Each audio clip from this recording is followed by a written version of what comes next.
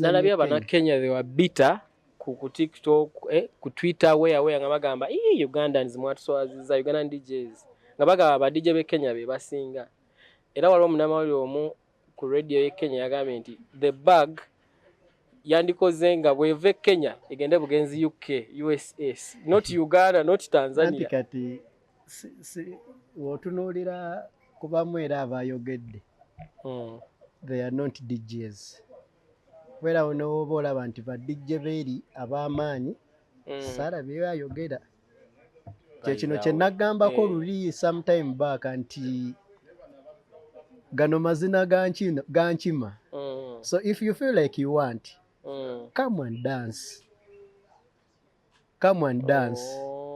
kwa tubeera behind eno n'oyogera olabanga ekyangu naye naye nga kizibu people put in a lot to be where they are. Yes. Kwaffe nawe twali si we tuli ne wetuba tutunuulidde nti DJ Spin where he was before and now si waali. It is a congs to him. It is a plus. Yes. Yes. Nze omu kenyini nze nga nze omu nange negomba nnyo one day one time bankubire kasimu. Hello, Uncle Kuyoyi. Yes. This is Black Alpha Productions calling you.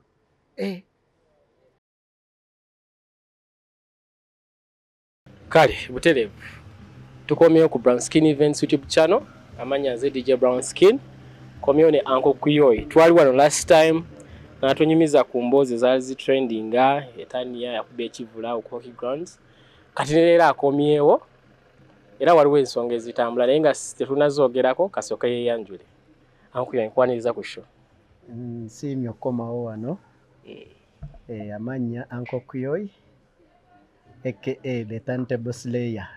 Yes sir. Okay. Omwagala w'abangi bakulaba obusimu ndowooza bwajja bwatuuka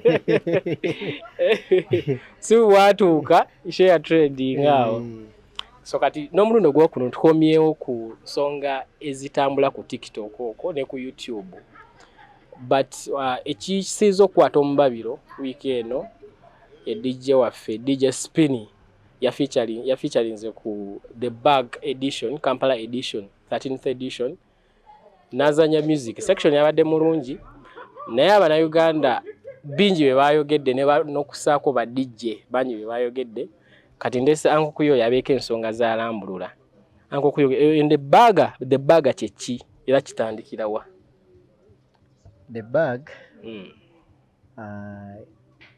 edition The Bag edition etandikibwa bana Kenya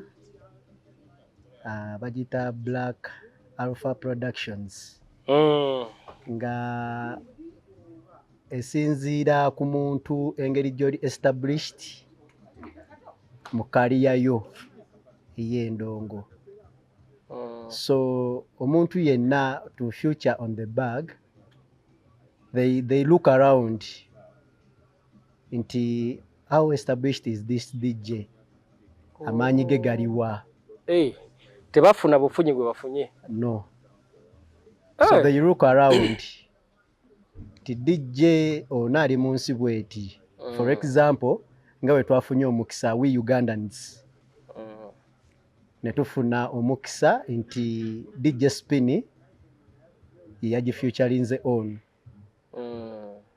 teri kikumi nti oba yataddemu ssente nga abangi bwe bagamba abantu bagambye omusajja yasasudde teyataddemu ssente so batunula mu nsi kati nga batunudde mu Uganda they contacted him ne bamuwa edition eya namba 13 Kampala edition though nawulidde abantu abamu I think oba banyumiddwa kwogera nga tebamanyi where the edition was. Let me first correct them. The edition was in Kampala, Bugolobi 1420.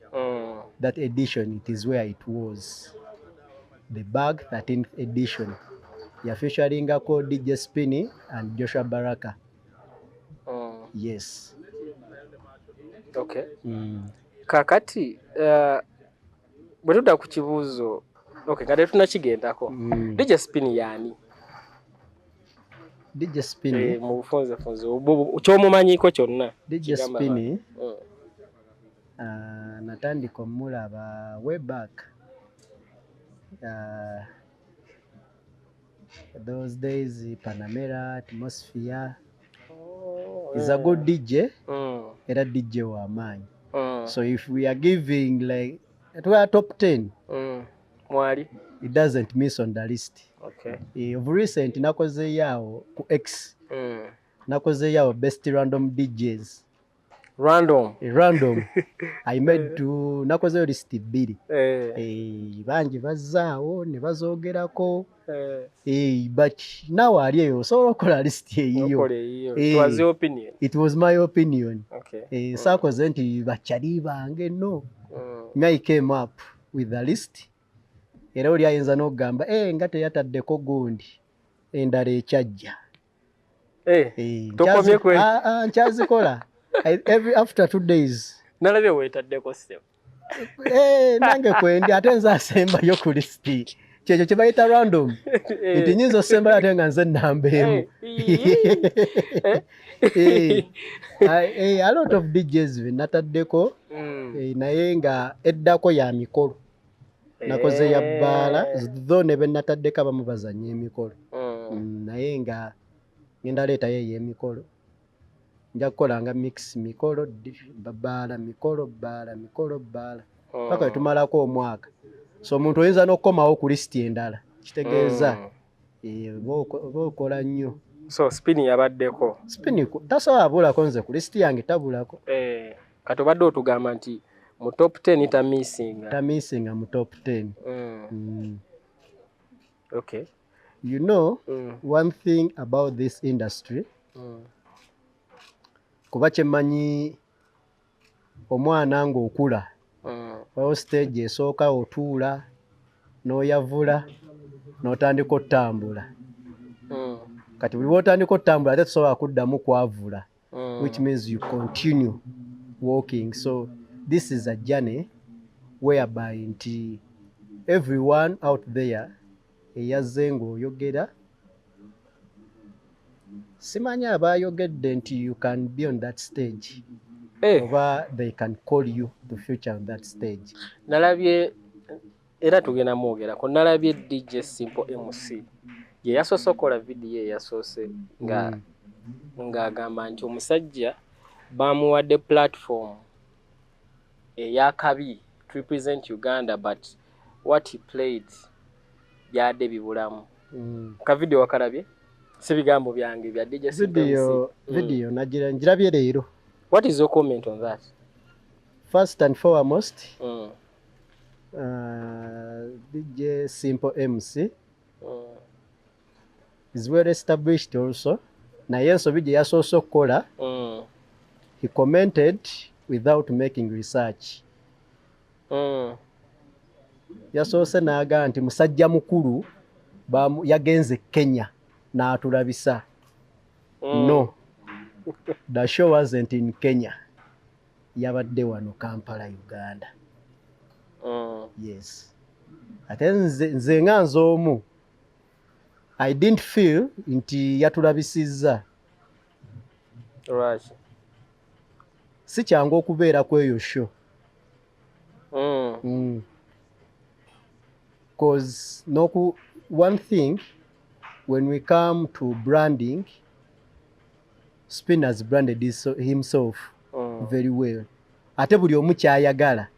The things nti DJ bye yandibadde nabyo, Spin abiyina. When you talk about good machines, he's well equipped. Poza akwata ki? Alina machine kinaki? Alina 20 M5. That is 2025. Latest. Which means the latest machine.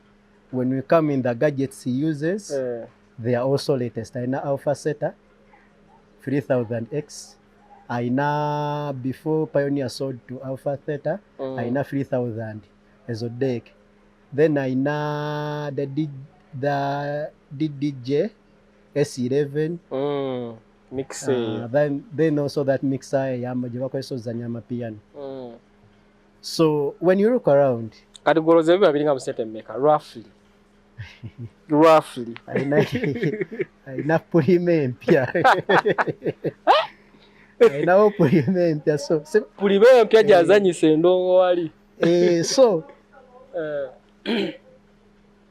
I saw the clip ya Simple MC nagirabye era bwe narabye clip ye there is one MC living MC era naye yamugambye bro make research before you comment kitegeera fenna we are good at talking but kirungi nnyo okukola research ate okussa omuntu sometimes okumukakkanya kiba kikyamu to me ate nga Munnayuganda munno to me yes we are all in the same industry and this industry is very big fenna tumala omugati fenna netugugabanako lofu y'omugati omanyi toosi zigirimu sitwalanga budde zibala erimu toosi 16 erimu toosi 16 omugaati ogwo fenna netugamba nti tetugugabaneko nga Yesu yagabira abayigiriza abo omugaati tusaana obutagumalawo ate negikola giti so omuntu omu kuffe waaba nti ya featuring on the bag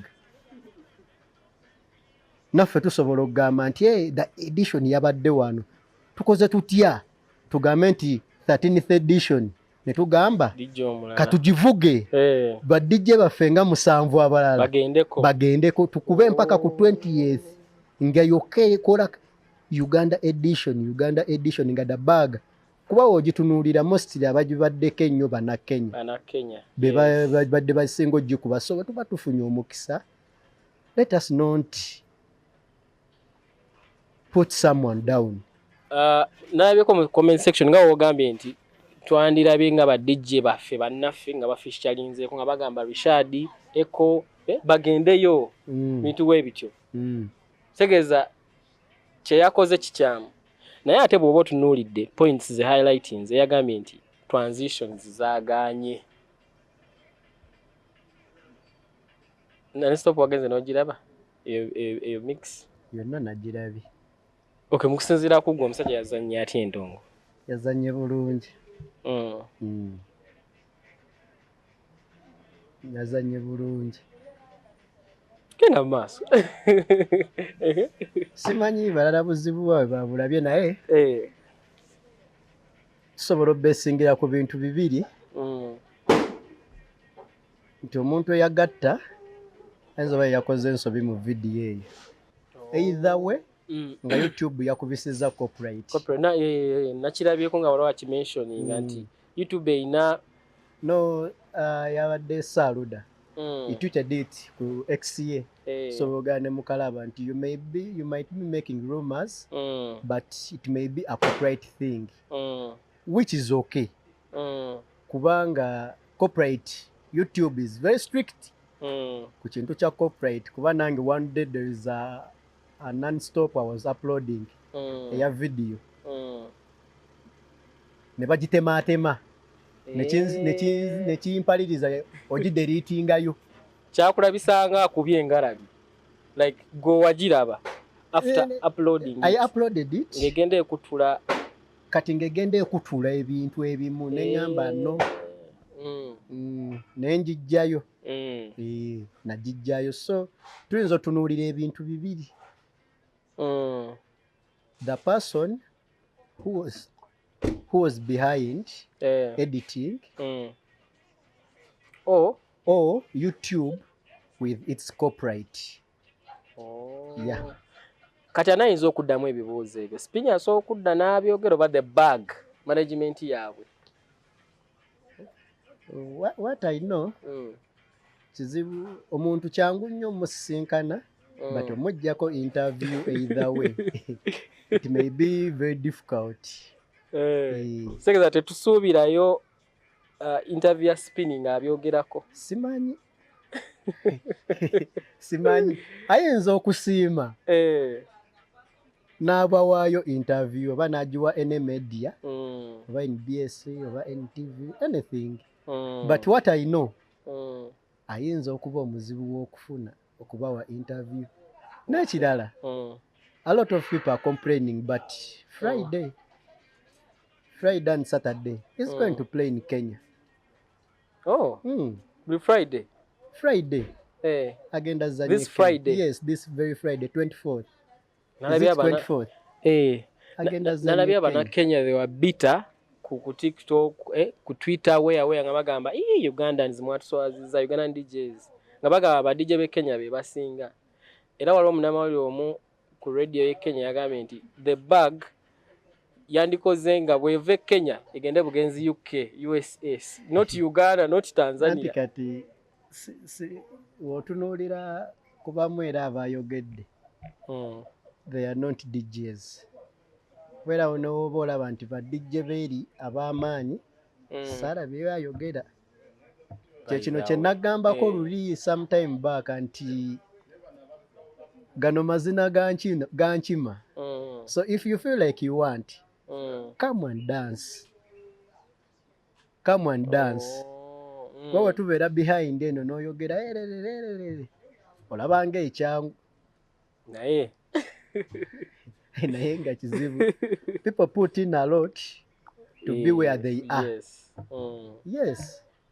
Kwaffe nawe twali si we tuli. Ne we tuba tutunuulidde nti DJ Spin where he was before and now si waali. It is a congs to him. It is a plus. Yes. Yes. Nze omu kenyini nze nga nze omu nange negomba nnyo one time bankubire kasimu. Hello Uncle Kuyoyo. Yes. This is Black Alpha Productions calling you. We would like you to feature on the bag. Nyinza n'obuteeba kanaku nga 3 kikumala bumazi. That is a huge platform. Nti bangi nnyo abaagala ogibeerako naye nga tebagibeerako. And it will take years. Okuddamu okulaba omunnauganda Ugandan DJ nga kwali n'aboogera bennyini tuyinza okufa nga tetudigenzeeko. Because we are also DJs. Yes, of course. We are also DJs. Naffe tukyagala. Teri atakyagala. Ate teri atayagala kubeerako spini. Teri atayagala beerako aluda. Selector J, Slick Stewart, Roger, Masse. A lot. Bagambye nti abamu bamanya ekituufu naye batya omusajja okwogera amazima nti yavaako emirimu abawa ssente bituufu. No, omuntu ebeera opinion ye. When you come out to talk gwe aba amanyi ki ky'ogenda okwogera n'omulala naye waatyo n'omulala kakati nze siri mu mutwe gwo naawe toli mu mutwe gwange ate era nina omutwe gw'omuntu omulala gwe sitaliimu. So when I come here and I give my opinion, it is my opinion. Teba ya muntu mulala. Ate tekitegeeza nti ye fact. Those are facts. Those are facts, no. Opinion yo. They are not facts. Byenjogera byange. Nze ng'omuntu omu biba byange. So I'm not here to put anyone down or to put someone up. But I'm here to talk as Uncle Kuyoyo. Yes. Spini wali buli omu yeegomba okubaawo. Yes. Every DJ who is out there. Atadde ettaffaali ku DJing industry y'amaanyi nnyo. Nnyo. Nze nganze omuntu omu. I give him my credit. Yes. Because it is not an easy journey. It is not an easy journey. So anyone before they speak, whatever they speak, and even before Spinny, we add DJs. Yes. Era after spin, we shall have DJs. So right now, yaliko. Oba oyagala oba toyagala. Mu mutima mulungi tukkirize, he did well. Wemubaamu awaasobye ffe nga ffe ate tulina kwogera. Let's appreciate. Yes, cause si buli omu nti agenda tuukawo ate si buli omu nti waakutuukawo. Buli omu atakuleko kyatakula, you move on. Segeze ekirungi tuli mu kikuba ate bulungi nnyo ofe okusinza wetwandigambye nti let's appreciate the good work ate tuli mukuba okuba kati n'omuntu eyandikedde ku makya n'agamba nti lemise kambukinge anko kuyo yajje Kenya agenda gamba alwedde bennyini beezalawa. Tulina okweyagaliza kubanga nze ku bonna aboogira ne tukeera ku makya and we get everyone's mixes. I'm assuring you teri ayina mix eri 100% perfect kuboogera when you put that in quotes kubaafulumyeyo ne boogera. Newe kuba kuzanya mu club kizibu okuzanya 2 hours or 3 hours nga tokozeemu nsobi. Era zibeeramu ate kati ekintu ekyenjawulo ekiriwo nti waliwo ebbaala gye baŋŋamba oba yali DJ eki waliwo club DJ yagendayo okuzanya.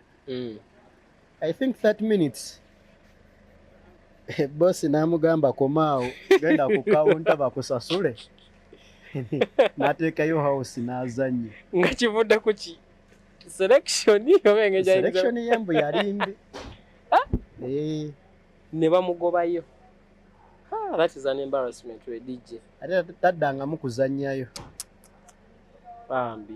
Excuse your confidence also. Yes, so ebiseera ebisinga before you come out okukkakkanya omuntu sooka weebuze gwenzikakkanya alwanye ntya okutuukawo waali ng'ate gwe toliiwo kuba they can call anyone. Yes, buli omu basobola omukubira bati omukisa gwali gwoli si gugwo. Emikisa mingi egijja omukisa gusobola okujja nga gwange ne bankubira ne sitakwata ssimu ne bagukuwa. Yes, kituufu. Omuntu akubira emirundi 2 nga tokwata nagamba tali serious nagupasingira omuntu omulala. So tomanya bayinza okuba balinayo gwe basooka okukontaktinga nga tetumanyi. Yes. Oba gye tutaali eyo someone recommended. Nagamba when we look around it is spin. Nengera waliwo n'abalala abaliwo atali spin. Ate nga b'amaanyi. But omukisa gwajja nga gwa DJ spin. Point yo ngifunye. Yes. So fena tulina kukuba ngalo ne tugamba yes, let's appreciate our own. Yes. Yo. DJ spin ju. Yes. Yo. Kyekyo. Kale, obadde mulabi mulungi wa Brownskin Events. Weekuumire ku channel eno. Tuleeta ebyokya bingi, subscribe and comment. Ankuyo isibula abantu tuve wano. Abalabi baffe abalungi. It has been Uncle Kuyoyi for you. We are coming back. This is our second edition. Tukomawo on edition eyokusatu. Yes, bubeera bumpi naye nga bulimu omulamwa. Yes, tukomawo on edition eyokusatu. You never know in any way or another. Edition eyokusatu tuyinza okukomawo ko n'omugenyi omu. Ne mumulabirako obwereere munnaye. Era birungi bisibuka wano. So that is it. Kale, we love you. Stay tuned. Goodbye.